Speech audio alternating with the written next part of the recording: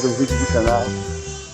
Estamos aqui hoje com o DJI Fly, fazendo o último videozinho do ano para fechar. Tem um recado para vocês sobre o telefone da Xiaomi, né? O telefone é esse aqui, ó. Agora eu tô com um aplicativo de gravação de voz. É o Poco X75.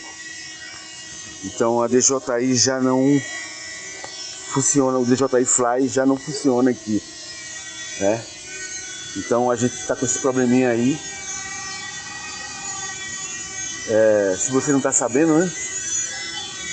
Após uma última atualização dos telefones da Xiaomi, ficou travando aí o aplicativo da DJI Fly, tá? Isso aí, deixa o seu comentário aí, fala se já aconteceu isso com você. E valeu!